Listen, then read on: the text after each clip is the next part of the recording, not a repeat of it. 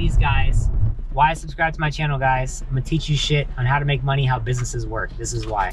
Working in the automotive business or working at a dealership is not for everybody. It's high pressure, long hours, all the time. I want to be known on YouTube as the guy who teaches you how businesses make money. I'm not gonna sell you a course. I'm not trying to get you guys to sign up for my one-on-one coaching. Look at how many cars are around. How many businesses are here versus how many cars? You're only ever one dealership away from making more money than you ever made in your entire life. Anybody can have a nice car, but not everybody can have a fucking dope ass car.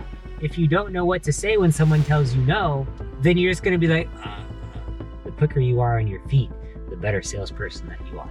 What's a deal you almost lost and what saved it? One of my first biggest deals of all time. I'm trying to think how to quantify this one because I gotta set the stage for you. So I work with like product providers. So you gotta think in the dealership space, like I work with, insurance companies essentially, right? So think like Allstate, Geico, Progressive. Like I don't work with those exactly, but just think of the providers that I'm referencing as like these big insurance companies, okay? So we set up this dealership with the provider to sell extended warranties. And they sold a shit ton of them, like just cranking them out every single month. They were making tons of money hand over fist. And what had happened was that the provider was all of a sudden undergoing a buyout. So the provider was getting bought by another bigger provider, a conglomerate. And for some reason, someone at the provider did not like my dealership's book of business. They just didn't like it. They didn't like the risks, the portfolio, the type of vehicles that they were selling policies on, whatever. I don't know why they didn't like them, but they didn't like it.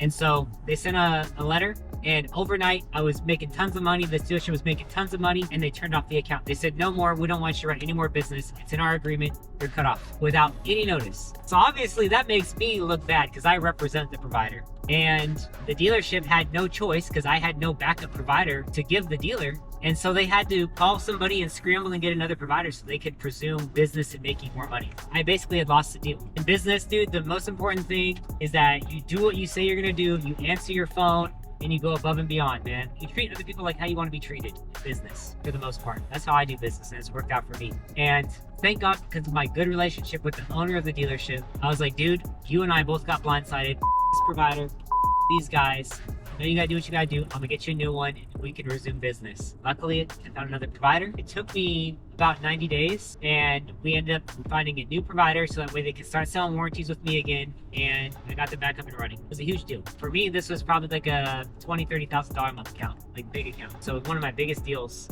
on record. Luckily, dude, good relationships and scrambling and being resourceful. Like you have to freaking be resourceful. Like that finance manager we were just talking about, not very resourceful mentality. When someone tells you no, you figure out how can I, rather than just taking the no for the answer. And you also can't get pissed off when you lose money, dude. Just on to the next one. I tell like everybody who works for me, I'm like, look, man, in the line of work that we're in, like consulting for dealerships and businesses, you're only ever one dealership away from making more money than you ever made in your entire life. And you're also one dealership away from being broke. Yeah. So the key is to get as many people as you can to do business with you and healthily maintain and manage those relationships and provide, Ritz-Carlton style service, you know what I mean? Like top notch. So that's one of my biggest deals that I lost, and I got back, all because of good relationships. So how do you explain a complex policy in a way that actually lands and makes sense to people? A complex policy? Like if you're explaining like a complex part of how you manage the warranty, so like a complex part of your business, how do you like dumb it down or explain it so it really lands with the client? Number one, I like to draw. I like to draw. As simple as it sounds, I like to draw. Like when I'm explaining something to someone, I'm a very visual person. So I'm like, give me a pen and a paper, and I'll lay down a pen and paper and I'll start drawing what I'm thinking. So that's number one. I think a lot of people need audio and visual tools. So to dumb something down, get audio and visual. Number two, I try to bring analogies in, like stuff that's like very common. Like if I'm trying to explain how extended warranties work, I often compare them to insurance.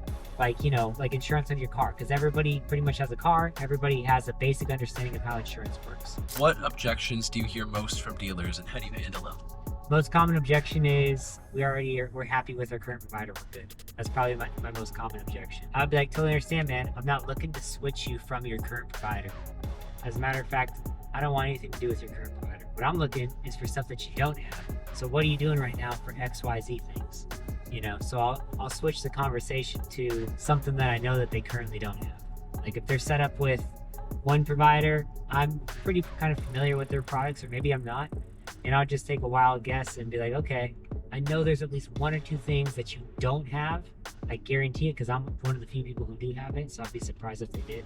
And I try to talk about something else that they don't have. How do you build trust with a dealership owner who has heard every pitch before? How do you stand out? Good question. Depends on what I'm pitching them on. But if I'm trying to stand out, I mainly talk about not the product or the service. I talk more about myself and my beliefs and how I operate in my company. Like, look, I know you get pitched all the time. I know you've had 100 people in here knocking on your doorstep trying to sell you something. I'm not trying to sell you something. What I'm trying to do is help you make more money on the cars that you're selling right now, or help you save a couple of bucks, however you want to frame it, Mr. Dealer.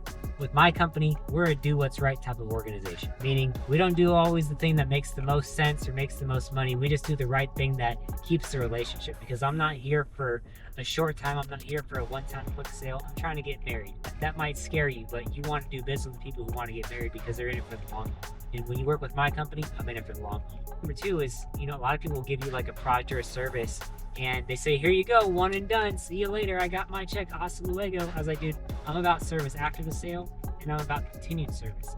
If you're doing good, I'm doing good. If I'm not doing good, you're not doing good. And so our values are aligned. We want the same things. We want to have happy customers, make lots of money, and do it for a really, really long time. Your priority is finding things that work for both parties. Yeah, like if it's good for you, it's good for me. If it's good for me, it's good for you, man. Like win-win relationships.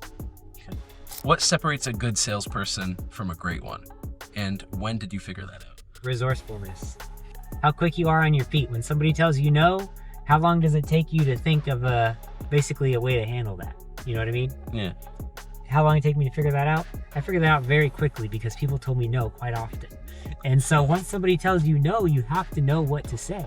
If you don't know what to say when someone tells you no, then you're just going to be like, okay, well, see you later. Thanks. I'll try again. Can I come by later? Can I leave you with my card? Like the easiest sales guy cop out. So you got to be quick on your feet, man, as a salesperson. Someone tells you no, someone tells you not right now. I got to think about it. Got to pray about it. Got to, wait till next month, next week, next year, next quarter. Like, you got to have a good rebuttal for that every single time. So the quicker you are on your feet, the better salesperson that you are.